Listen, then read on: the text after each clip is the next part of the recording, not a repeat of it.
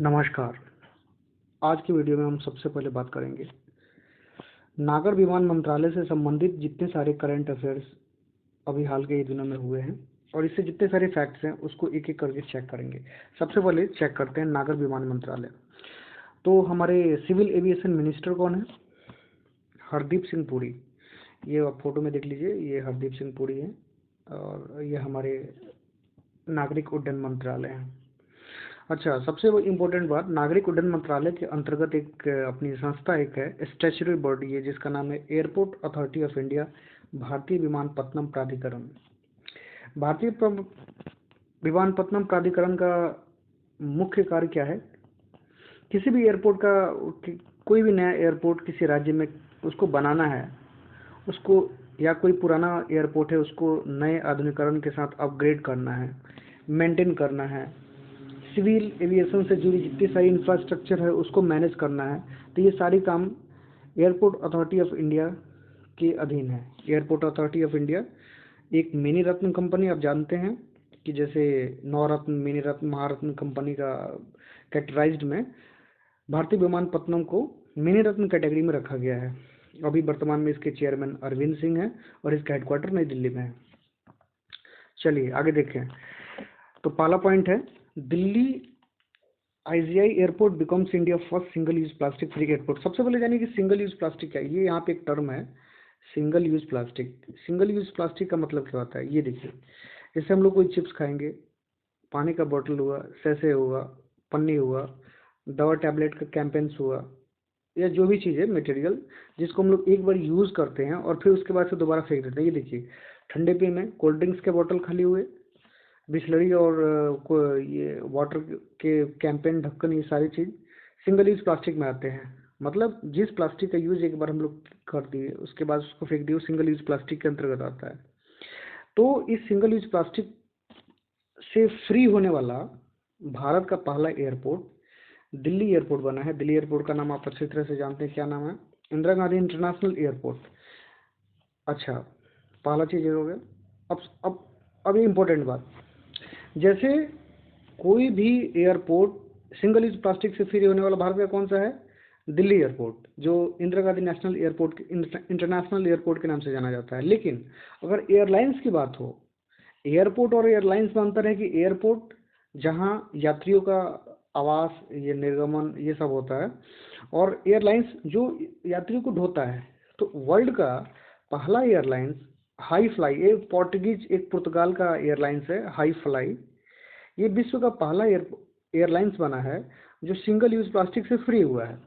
आप देख सकते हैं ये फोटो में, ये क्रू मेंबर्स है और इनका ये यहाँ पे लगा है, enjoy this single use plastic free flight. ये हाई फ्लाई का है, पोर्टुगीज फ्लाई है, एयरलाइंस है, और ये क्रू मेंबर ये इसके असेंबली के साथ है। ये अपना उसके हाई फ्लाई के अंदर खाने का डिशेज आप चेक कीजिए, ये हाई फ्लाई का है। इसमें कोई भी प्लास्टिक से जुड़ा हुआ चीज़, आइटम इसमें नहीं मिलेगा आपको, और ये भी उसी का है, कुछ फोटो है। तो आप ये जानिए कि इंडिया का पहला single use plastic free Indira Gandhi international airport, और वर्ल्ड का पहला single use plastic free airline Hi Fly, जो पुर्तगाल का है।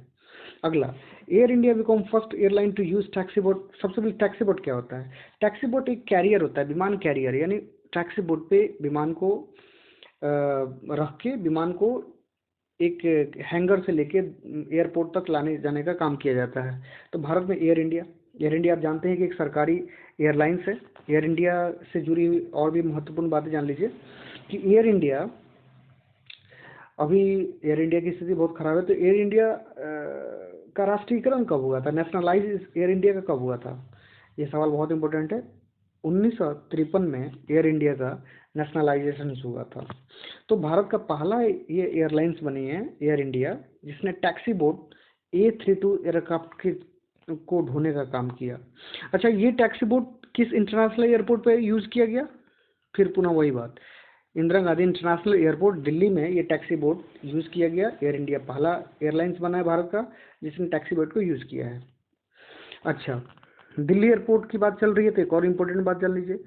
Rajiv Indira Gandhi national international airport पे एक और कार के चलते एक चर्चा में आया था कि Delhi Indira Gandhi international airport has got its first well women cab service. सबसे पहले पूर्ण रूप से महिलाओं को कैब सर्विस देने वाला भारत का यह पहला एयरपोर्ट है। तो 3 चीज़ें आप जान लिए। अगला point, space SpiceJet operates India first biofuel powered flight from Dehradun to Delhi.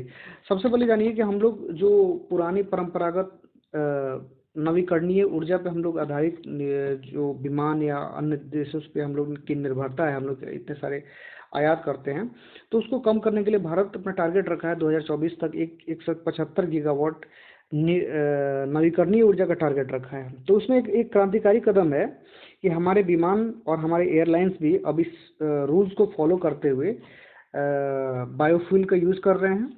Biofuel अपने ईंधन में यूज़ करने वाला भारत का पहला एयरलाइन स्पाइस जेट बना है।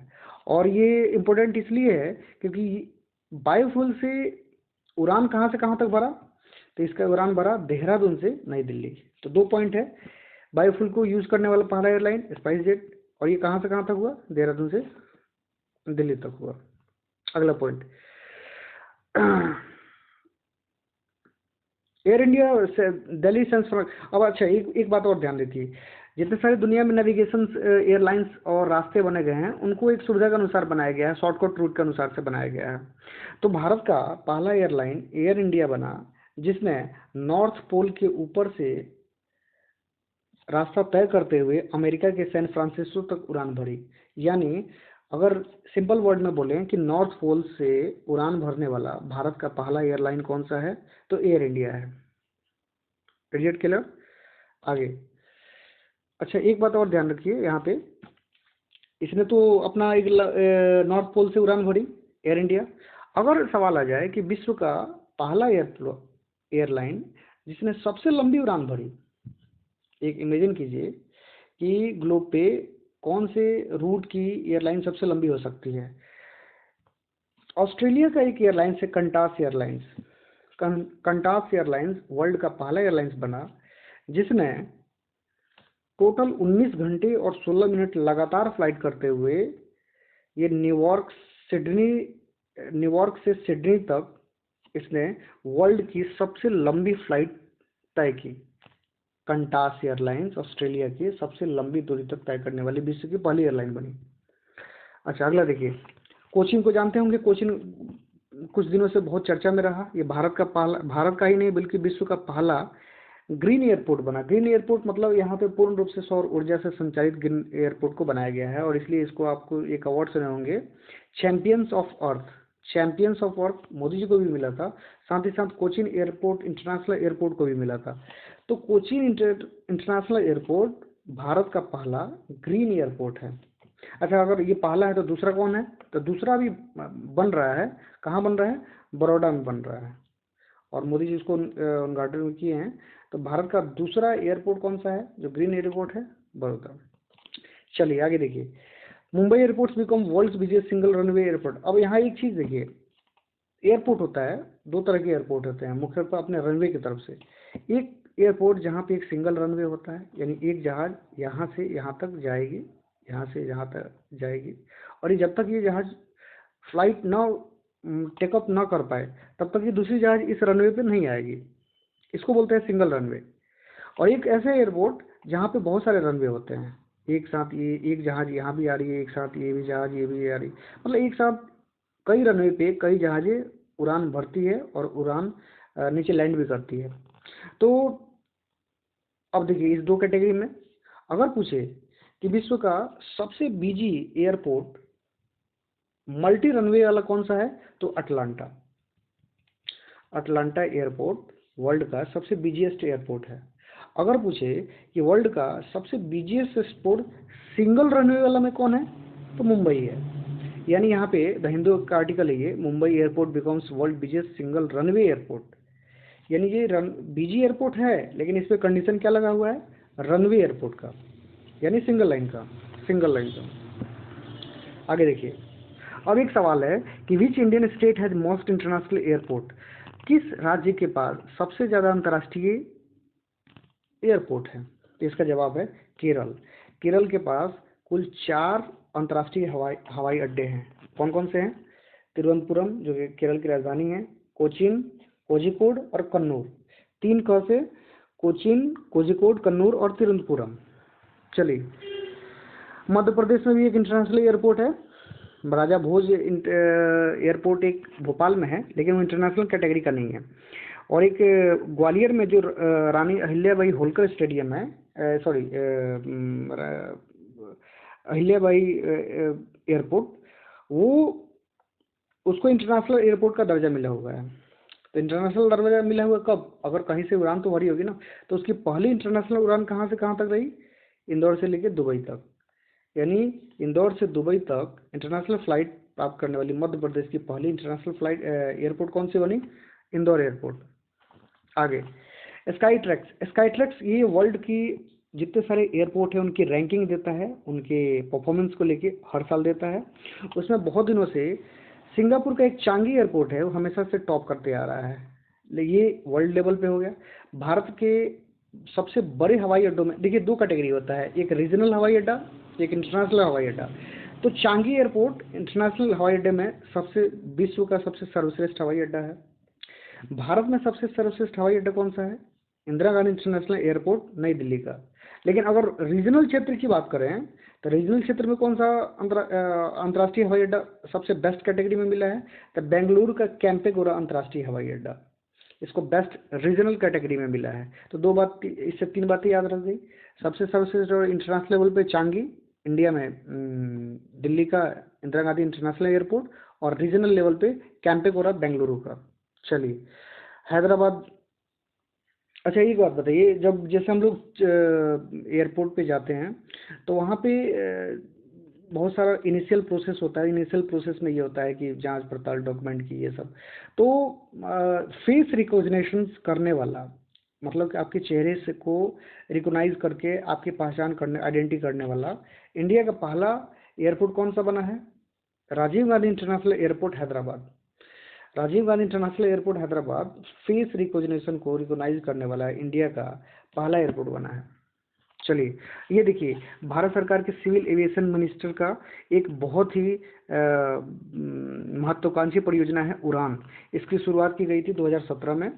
और उड़ान का फुल फॉर्म उड़े देश के आम नागरिक है। तो इसमें बेसिकली ये टारगेट रखा जाता है कि भारत के कम से कम एक साधारण से आदमी भी एक हवाई जहाज की यात्रा कर सके। तो इसके अंतर्गत भारत का 100वां हवाई अड्डा कौन सा बना, जो काफ़ी चर्चा में रहा?